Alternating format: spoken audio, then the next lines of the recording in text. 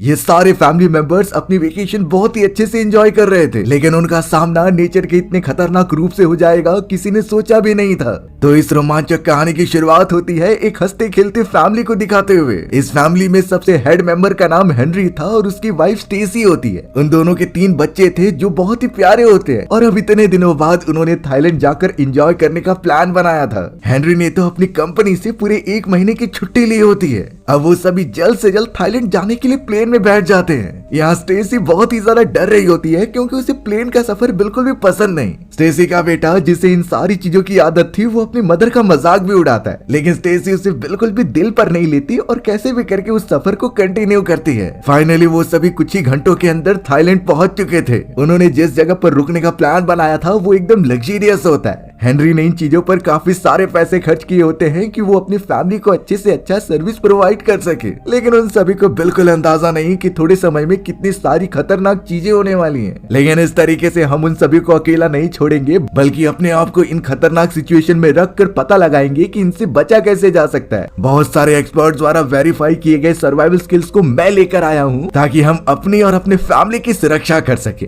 Hotel में check in करने के बाद हेनरी की पूरी फैमिली वहाँ पर मौजूद काफी अच्छे नजारे देखने लगे थे। उस जगह पर तो एक बहुत ही ब्यूटीफुल बीच भी होता है। सभी एक एक करके खाना खाकर आराम करने लग गए। अब अगले दिन क्रिसमस होती है तो हेनरी और स्टेसी ने मिलकर अपने बच्चों के लिए कई सारे गिफ्ट्स प्लान किए थे। सुबह होते ही बच्चों को गिफ्ट्स दे दिए गए जो कि उन्हें बहुत ज्यादा पसंद भी आते हैं। इन गिफ्ट्स को देखकर तो तीनों बच्चों की खुशी का ठिकाना ही नहीं था। थोड़ी देर तक एंजॉय करने के बाद वो पास ही वाले बीच पर चले जाते हैं जहाँ स्टेसी बैठी हुई थी और हेनरी अपने बच्चों के साथ खेल रहा था। वो पानी में जाते हैं, कई सारे करतब दिखाते हैं बीच के ऊपर और अब तक तो ये परफेक्ट फैमिली वेकेशन दिखाई दे रहा था। रात होने पर वो वापस होटल में आकर आराम करने लगे। अब सुबह होने पर हेनरी को अपनी कंपनी वालों से कॉल आता है और वो कई देर तक उनसे बात करने लगा, फिर अपनी वाइफ से आकर सब कुछ शेयर कर रहा था। हेनरी का चेहरा एकदम से उतर गया होता है और वो स्टेसी को बताने लगा कि उसकी कंपनी वालों ने एक एम्प्लॉय को निकालने का डिसीजन लिया है। उसकी कंपनी लॉस में चल रही है, इसीलिए वो लगातार ले ऑफ्स करते ही जा रहे हैं, पर आखिरकार वो किस एम्प्लॉय को बाहर निकालेंगे अब तक ये कंफर्म नहीं हुआ था।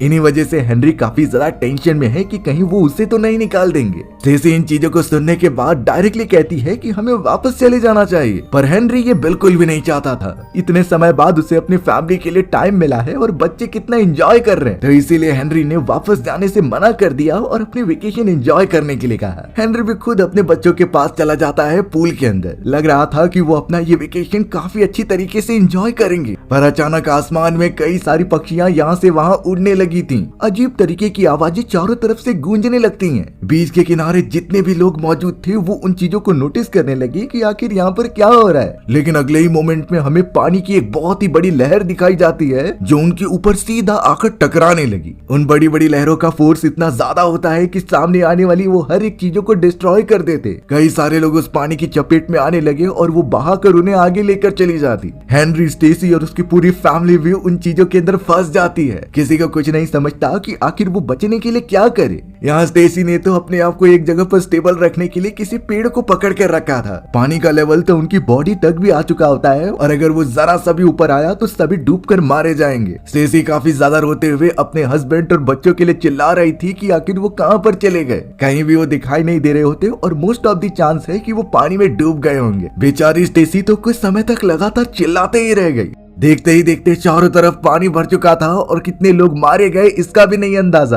कुछ ही समय के अंदर वो पूरा 5 स्टार होटल तबाह हो चुका था। स्टेसी फिर भी ट्राई कर रही थी आवाज लगाकर कि वो अपने बच्चों को ढूंढ ले और लकीली स्टेसी का बड़ा बेटा ल्यूकस वहाँ पर मिल जाता है जो थोड़ी डिस्टेंस पर मौजूद था। स्टेसी कैसे भी करके तैरते हुए आगे बढ़ती है ताकि वो अपने बच्चे को बचा ले, लेकिन यहाँ समुद्र की लहरें इतनी ज्यादा तेज थी कि उन्हें अलग कर देती। ल्यूकस ने भी अपनी मदर को देख लिया था और वो जब उसके पास बढ़ता है और वो दोनों मिलने ही वाले थे तभी बहुत ही ज्यादा तेज लहरें आने के कारण वो दोनों अलग हो जाते हैं और ल्यूकस तो वहाँ से काफी दूर जाने लगा। ऐसा ही चलता रहा तो ल्यूकस वहाँ से समुद्र की ओर बढ़ जाएगा और उसे बचाना फिर काफी मुश्किल हो सकता था। लेकिन यहाँ पर स्टेसी हार नहीं मानती। अच्छी बात होती है कि उसे स्विमिंग करना आता था। वो जल्द से जल्द वहाँ से ट्रेवल करते हुए अपने बेटे ल्यूकस को पकड़ती है और उसे लेकर उस जगह पर जाने लगती है जहाँ पर पानी का बहाव कम था। स्टेसी को अपने दोनों बच्चे और हस्बैंड दिखाई नहीं दे रहा होता, तो इसके बहुत ज्यादा चांसेस हैं कि वो मर चुके होंगे। स्टेसी के मन में दुख तो बहुत ज्यादा था, लेकिन ल्यूकस को लेकर वो एक पेड़ के किनारे आ गई जहाँ से वो पानी के थोड़ा ऊपर की तरफ जाते हैं ताकि सेफ रहे। अब यहाँ पर यह पता चलता है कि इस पूरे प्रोसेस में अपने बेटे को बचाने के चक्कर में स्टेसी को पैर पर चोट लग चुकी है। ये चोट इतनी ज्यादा गहरी थी कि अगर उसका प्रॉपर मेडिकेशन नहीं किया गया तो उसका पैर लगातार पानी लगने के कारण सड़ जाएगा। सिर्फ पैर पर नहीं, स्टेसी को तो मल्टीपल जगह पर चोटें आई थी। वो तुरंत ही अपने बेटे को लेकर कम पानी वाली जगह पर पहुंच जाती है और उस जगह पर अपने घावों को भरने की कोशिश करती है। स्टेसी तो ल्यूकस को दूसरी तरफ देखने के लिए कह रही थी, क्योंकि इतने गंभीर घाव जो उसे लगे थे वो नहीं चाहती थी कि उसका बेटा ये सारी चीजें देखकर काफी ज्यादा डर जाए। पर यहाँ ल्यूकस को इस बात का अंदाजा तो जरूर लग चुका था। तो अब सबसे पहले बात आ जाती है कि ऐसे कंडीशन में फंसने के बाद जबकि आपके पैर में काफी ज्यादा चोट लगी हुई है और समुद्र के खारे पानी की वजह से उसके ऊपर इन्फेक्शन होने के चांसेस बहुत ज्यादा है, तो अब सबसे अच्छा वे ये है कि आप वहाँ से बाहर निकलिए और किसी सूखे वाले एरिया में आए। ये हमें पता होना चाहिए कि समुद्र का खारे पानी में कई सारे बैक्टीरियाज मौजूद होते हैं और अगर वो हमारे घाव पर ज्यादा समय तक रहे तो उसे इन्फेक्शन होने का चांसेस बढ़ जाएंगे। इसीलिए हमें एंटीसेप्टिक यूज करने होंगे, जैसे कि आयोडीन और हाइड्रोजन पेरोक्साइड। उसे घावों पर अप्लाई करने पर बैक्टीरियाज मर जाएंगे। पर अगर ये सारी मेडिसिन हमारे पास नहीं है तो एक लास्ट ऑप्शन बचता है अल्कोहल वाइप्स का। अल्कोहल जिसे कि मजे के लिए पिया जाता है, वही सबसे अच्छा काम करता था एंटीसेप्टिक्स का।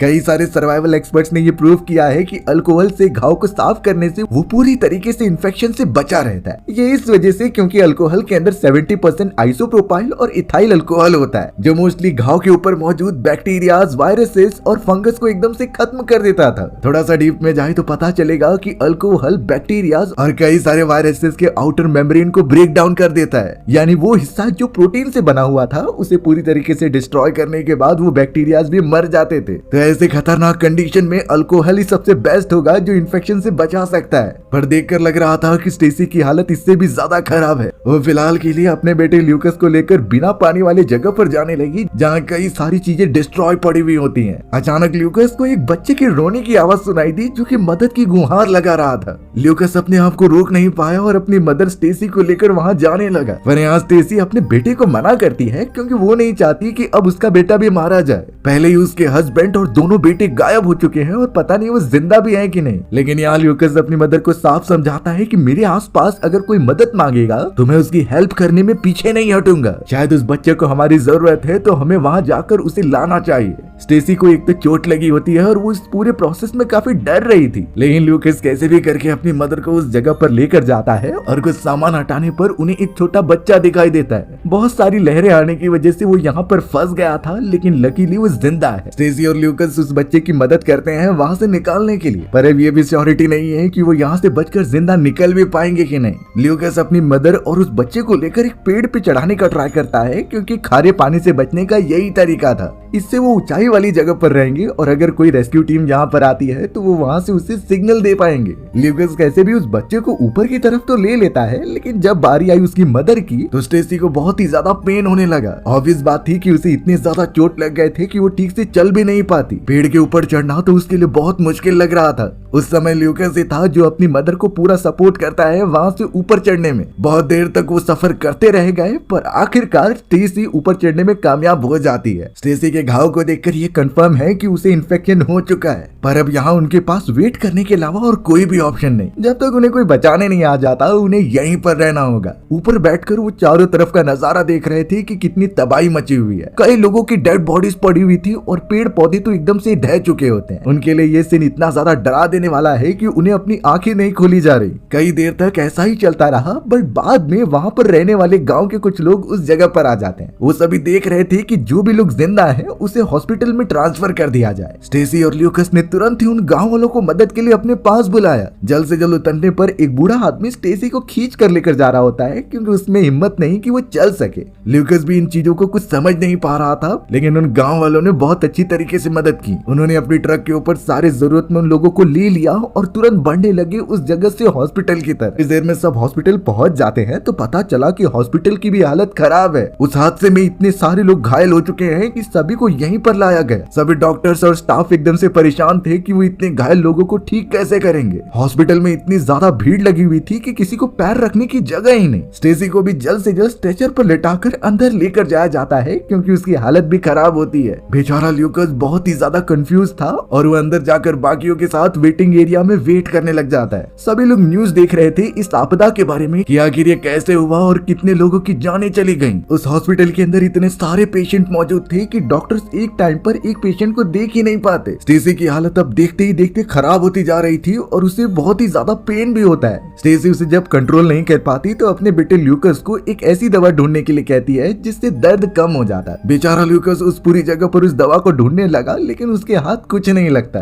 थोड़ी देर में वहाँ पर एक डॉक्टर आ जाता है जिसने कि सबसे पहले स्टेसी को दर्द की दवा दी और फिर उसके सभी घावों को अच्छी तरीके से भरने लगा। स्टेसिस लगाने के बाद स्टेसी को बाकी मरीजों के पास भेज दिया जाता है, पर अभी भी स्टेसी की हालत इतनी ज्यादा खराब थी कि उसे खून की उल्टियां हो रही होती हैं। ये इसलिए क्योंकि लोगों का मानना है कि सुनामी के अंदर कई सारे कचरे मौजूद थे और हो सकता है कि उन्हीं में से बेकार चीजें स्टेसी के बॉडी में चली गई हैं। स्टेसी को तो एक नर्स देख रेख कर रही थी ताकि वो यहाँ से भागे ना। शायद जो पेन उसे हो रहा था वो कोई भी एक्सपीरियंस नहीं कर सकता। उस पूरे जनरल वार्ड के अंदर हर एक पेशेंट की ऐसे ही हालत होती है। समय के साथ साथ कई लोग मरते भी जा रहे थे और उनकी क्वांटिटी भी नहीं गिनी जा सकती। अब यहाँ हमें उसी हॉस्पिटल के अंदर एक आदमी दिखाया जाता है जो अपने किसी फैमिली मेंबर को ढूंढने के लिए काफी परेशान हो रहा था। वो हर एक जगह पर अपने फैमिली मेंबर्स को चिल्लाते रहता है लेकिन अभी तक कोई उसे मिला ही नहीं। स्टेसी ने जब उस आदमी को एकदम से परेशान होता हुआ देखा तो वो अपने बेटे ल्यूकस को कहती है कि तुम्हें जाकर उनकी मदद करनी चाहिए। यानी अब स्टेसी भी जान चुकी है कि आसपास मौजूद लोगों की मदद करना ही सबसे बड़ा पुण्य का काम है। ल्यूकस ने जरा भी देरी नहीं की और उस आदमी के पास जाकर पूछने लगा कि आपके फैमिली मेंबर्स कहाँ पर हैं। उसे ये रियलाइज होता है कि सेम इसी तरीके के और भी यहाँ पर लोग हैं जिनके फैमिली मेंबर्स नहीं मिल रहे। तो ल्यूकस आखिरकार डिसाइड करता है कि वो इनकी इन्फॉर्मेशन नोट करेगा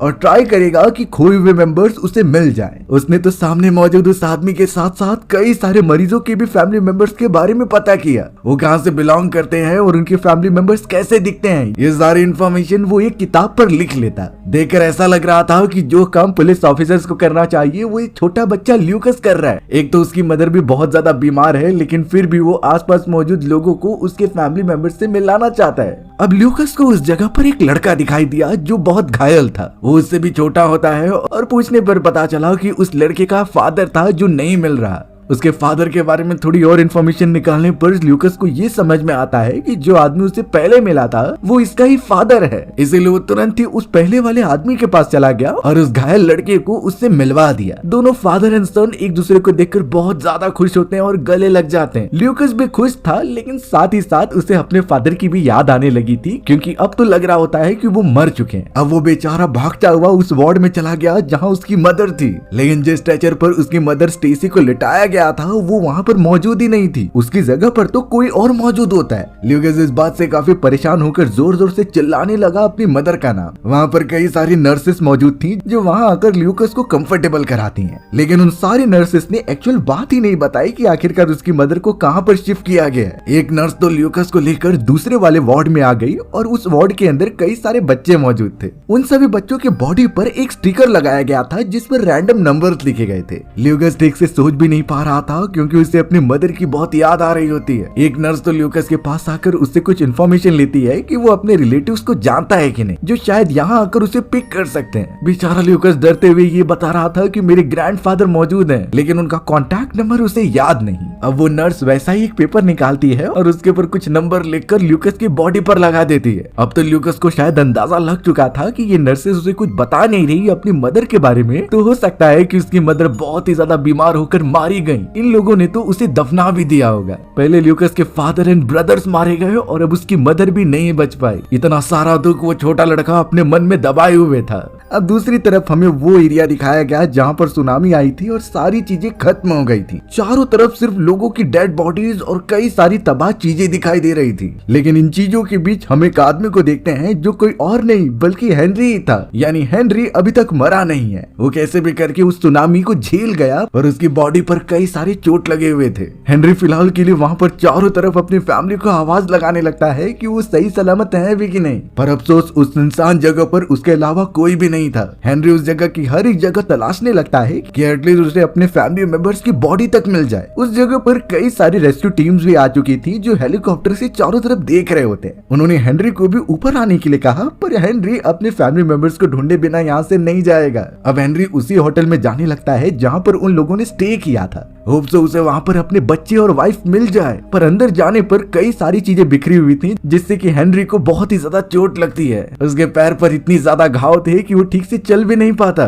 पर खुशकिस्मती की बात ये हो गई कि ऊपर की तरफ जो छेद बने हुए थे वहाँ से आवाज आने पर तुरंत ही उसके दोनों बच्चे ऊपर से देखने लग जाते हैं। आवाज देने पर आखिरकार हेनरी ने अपने दोनों बच्चों को देख लिया और उसे शांति मिली। वो जल्द से जल्द ऊपर वाले फ्लोर पर पहुंच गया और अपने दोनों बच्चों को गले लगा लिया। अब यहाँ थोड़ा राहत मिलने पर हेनरी अपने दोनों बच्चों को कहता है कि तुम हेलीकॉप्टर में बैठकर एक सेफ जगह पर चले जाओ। वो तब तक यहाँ से नहीं जाएगा जब तक उसकी वाइफ और बड़ा बेटा ल्यूकस ना मिल जाए। लेकिन उसका छोटा बेटा बहुत ही अच्छी तरीके से कहता है कि वो उन्हें छोड़कर वापस नहीं जाने वाला, चाहे कुछ भी हो वो उनके साथ रहेगा और मदद करेगा। पर यहाँ हेनरी जानता था कि ये सब उन बच्चों की मासूमियत है, वो इस पूरे प्रोसेस में उसकी हेल्प नहीं कर सकते और उन बच्चों की सेफ्टी सबसे ज्यादा इम्पोर्टेंट है। इसीलिए हेनरी ने जल्द से जल्द उन हेलीकॉप्टर की रेस्क्यू टीम को यहाँ बुलाकर अपने दोनों बच्चों को सेफ जगह पर भिजवा दिया। पर यहाँ हेनरी की तलाश अब लगातार जारी थी ल्यूकस और अपनी वाइफ को ढूंढने के लिए। उसे नहीं पता कि ल्यूकस भले से ही सही सलामत है, पर उसकी वाइफ को कुछ तो हो गया है। वो सारी नर्सेस और डॉक्टर्स ल्यूकस की मदर के बारे में कुछ बता ही नहीं रहे होते कि उसे कहाँ शिफ्ट किया गया। क्या सच में वो मर चुकी है या फिर कोई और रीजन है, ये थोड़ी देर में ही हमें पता चलने वाला है। बेचारा हेनरी उस जगह से ट्रेवल करता हुआ सिटी वाले इलाके में आ जाता है और उस जगह पर पागलों की तरह अपनी वाइफ और बेटे ल्यूकस को ढूंढता है। हेनरी की हालत देखकर सभी उसे भिखारी समझ रहे थे और कोई भी उसकी मदद ही नहीं करता।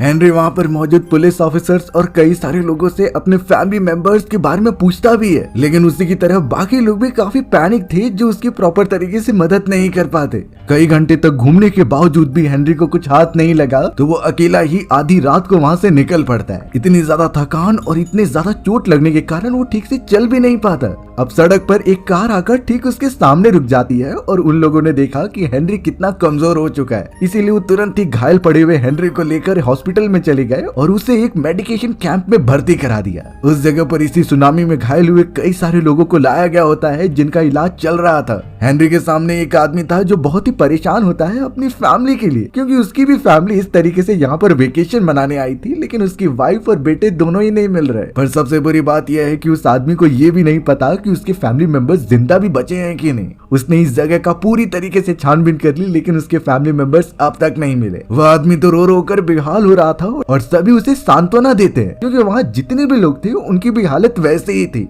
किसी न किसी के फैमिली मेंबर्स गुम हो चुके थे और कई तो मर भी चुके हैं। इन चीजों को देखकर हेनरी भी काफी डर जाता है और उसे टेंशन होने लगी अपने बचे हुए फैमिली मेंबर्स के लिए। वो सभी फिलहाल के लिए प्रे करने के अलावा कुछ भी नहीं कर सकते कि उनके फैमिली के सभी लोग एकदम सही सलामत रहे। अब यहाँ हेनरी के साथ मौजूद वो आदमी साफ बताता है कि मेरे पास एक मोबाइल फोन मौजूद है जिसमें चार्जिंग भी है। अगर मेरी फैमिली मुझे कांटेक्ट करने की कोशिश करेगी तो वो यहाँ पर कर सकती है, जिससे मैं आराम से उन्हें ढूंढ पाऊंगा। हेनरी तो अब यहाँ पर बहुत ही उदास हो गया था, क्योंकि उसे भी अपनी फैमिली नहीं मिल रही होती। उसने बहुत ज्यादा रिक्वेस्ट की उस आदमी से, तब जाकर वो उसे अपना मोबाइल फोन दे देता है। हेनरी ने तो जल्द से जल्द अपने फादर को कॉल लगाया और सारी बातों के बारे में बताना स्टार्ट किया। वो ये सब कह देता है कि एक सुनामी के कारण उसकी पूरी फैमिली बिखर गई है, उसकी वाइफ और बड़ा बेटा ल्यूकस कहाँ पर है उसे मिल नहीं रहे। अच्छी बात ये थी कि उसके दो बेटे एकदम सही सलामत थे रेस्क्यू टीम के पास, लेकिन जब तक वो अपनी पूरी फैमिली को नहीं ढूंढ लेता वो यहाँ से वापस नहीं आएगा। हेनरी के फादर भी ये सारी बातें सुनकर काफी चौंक गए थे, पर यहाँ हेनरी बातों ही बातों में इतना भावुक हो उठा था कि वो खुद को संभाल ही नहीं पाता।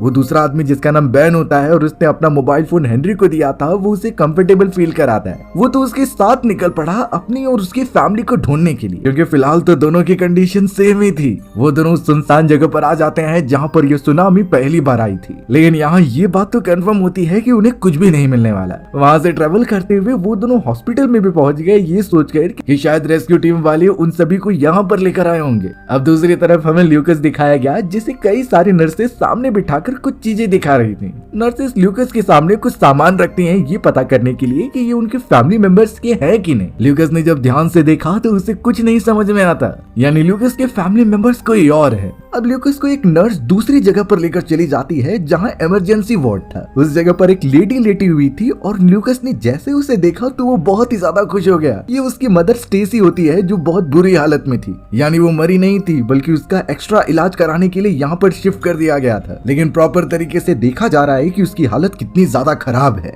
इन्फेक्शन उसके बॉडी में फैल चुका है और उसकी सर्जरी तो करनी ही होगी। ल्यूकस अपनी माँ से जाकर लिपट जाता है क्योंकि उसे बहुत याद आ रही थी। एक नर्स ल्यूकस के पास आकर सब बताने लगी कि उन्होंने जानबूझकर तुम्हारी मदर के बारे में कुछ बताया नहीं। ये बहुत ही क्रिटिकल कंडीशन है जिससे वो बच्चों को इन्वॉल्व नहीं होने देना चाहते। पर अब ये बात क्लियर है कि ल्यूकस अपनी मदर को छोड़कर कहीं नहीं जाने वाला। हेनरी और बेन तो अलग अलग हॉस्पिटल में जाकर चेक कर रहे थे कि कहीं उसके रिश्तेदार और फैमिली मेंबर्स वहाँ पर तो नहीं। अब तक उन्होंने कई सारे हॉस्पिटल और कैंप्स को देख लिया था पर कुछ रिजल्ट नहीं निकलता। पर वो इस तरीके से हार बिल्कुल नहीं मानेंगे। उनकी सर्चिंग जारी थी अपने फैमिली मेंबर्स के लिए। अब यहाँ स्टेसी जिसे बहुत ही ज्यादा प्यास लगी थी वो अपने बेटे को पानी लाने के लिए कहती है। ल्यूकस वहाँ से चला गया पानी वाली लाइन में खड़े होने के लिए। पर शॉकिंग बात ये पता चली कि हेनरी और बैन भी उसी हॉस्पिटल में आ चुके हैं जहाँ पर ल्यूकस और उसकी मदर मौजूद है। हेनरी चारों तरफ जाकर अपने फैमिली मेंबर्स को ढूंढता है और एक समय ऐसा आया था जब ल्यूकस पानी लेने गया और वो ठीक अपने ही फादर के पीछे से गुजरा था, लेकिन दोनों की नजर गई नहीं और वो दोनों आगे बढ़ जाते हैं। इनफैक्ट हेनरी ढूंढते ढूंढते उस वार्ड में भी पहुंच गया था जहां उसकी वाइफ मौजूद थी, लेकिन सामने की तरफ एक पर्दा होता है और उसकी वाइफ बोलने की हालत में नहीं थी, इसलिए हेनरी वहां से दूर हट गया। बेचारा हेनरी चारों तरफ ढूंढने के बावजूद भी कुछ ना मिलने पर ये सोचता है कि यहाँ पर भी उसकी फैमिली नहीं है। हेनरी एकदम उदास होकर वहां से जाने लगा, पर ऊपर की तरफ ल्यूकस मौजूद था जो लाइन में खड़ा होता है। उसने जैसे ही अपने फादर के पीछे वाले हिस्से को देखा तो वो तुरंत ही समझ गया। वो जल्द से जल्द सारी चीजें छोड़कर अपने फादर को चिल्लाते हुए उसके पीछे भागता है। पर प्रॉब्लम इस बात की थी कि वो हॉस्पिटल पूरा भरा हुआ था। वहाँ इतने सारे लोग थे कि ल्यूकस अपने फादर को ढूंढ ही नहीं पाता। हेनरी भी वहाँ से काफी दूर निकल गया होता है, यानी इतने पास पास होने के बावजूद भी वो ये समझ नहीं पा रहे थे और एक दूसरे से मिल भी नहीं पाते। ल्यूकस भी यहाँ पर काफी थक चुका था। उसी जगह पर हमें कुछ बच्चों की वैन दिखाई गई जिन्हें की रेस्क्यूअर्स रेस्क्यू करके यहाँ पर ला रहे थे। उन बच्चों में लकीली ल्यूकस के दोनों भाई भी मौजूद होते हैं। ल्यूकस के दोनों भाइयों ने जब अपने बड़े भाई को देखा तो वो तुरंत ही नीचे उतरकर उसकी तरफ भागते हैं। ल्यूकस को पता था कि ये उसके फैमिली मेंबर्स को ढूंढने का आखिरी मौका होगा, तो वो हार नहीं मानता और लगातार यहाँ से वहाँ भागता रहता है। देखा जाए तो ल्यूकस की पूरी फैमिली आसपास थी, लेकिन इतने भीड़ भाड़ के कारण वो मिल नहीं पाते। ल्यूकस बहुत ही ज्यादा फ्रस्ट्रेट हो गया था, इसीलिए वो एक जगह पर रुककर जोर जोर से चिल्लाने लगता है। उसने तो अपने फादर और भाइयों का नाम पुकारना स्टार्ट किया। अब इस आवाज को सुनकर ल्यूकस के जो दो भाई थे वो उसे देख लेते हैं। तुरंत ही वो वैन में से उतरकर अपने भाई के पास भागते हुए आते हैं। ल्यूकस ने भी जब उन्हें देखा तो उसके खुशी का ठिकाना नहीं रहा और वो तुरंत ही उन दोनों को गले लगा लेता है। कई देर तक वो एक साथ रहे, पर सामने की तरफ से हमें हेनरी भी आता हुआ दिखाई दिया। ल्यूकस और उसके दोनों भाई बहुत ही ज्यादा खुश थे अपने फादर को सही सलामत देखकर। उनकी फैमिली आखिरकार रियूनाइट हो चुकी थी। अब यहाँ बेन, जिसकी फैमिली अभी तक नहीं मिली होती, वो ये देखकर खुश हो रहा था कि हेनरी अपने फैमिली के पास पहुंच चुका है, तो इसीलिए अब वो हेनरी के साथ ना जाते हुए अकेले ही निकल पड़ता है। हेनरी अपने बेटों के साथ तुरंत ही अपनी वाइफ स्टेसी के पास पहुंचा, जो शायद आखिरी सांसें ले रही थी। स्टेसी ने तो हार मान ली होती है कि शायद वो बचेगी नहीं, लेकिन हेनरी कहता है कि सर्जरी होने के बाद तुम ठीक हो जाओगी, तुम बस हिम्मत मत हारो, मैं और मेरे बेटे तुम्हारे साथ हैं। स्टेसी और हेनरी एक दूसरे की आंखों में देखते हैं और वो बहुत ही ज्यादा भावुक हो उठे थे। उन्होंने कभी ऐसी सिचुएशन इमेजिन ही नहीं की थी जिसमें सभी परिवार अलग हो जाएंगे, पर एक बार फिर से वो सब मिल चुके हैं तो उन्हें कोई अलग नहीं कर सकता। तुरंत ही अब स्टेसी को सर्जरी के लिए लेकर जाया जाने लगा ऑपरेशन थिएटर में। वो सब बाहर ही वेट करते हैं और डॉक्टर्स ने स्टेसी के ऑपरेशन का काम चालू कर दिया था। अंदर की तरफ स्टेसी को एक और लेडी दिखाई देती है। उस लेडी का भी ऑपरेशन होने वाला था। उसने स्टेसी को साफ कह दिया कि सब कुछ ठीक हो जाएगा, ये सर्जरी सिर्फ कुछ समय की है और फिर हम अपने फैमिली के पास वापस लौट जाएंगे।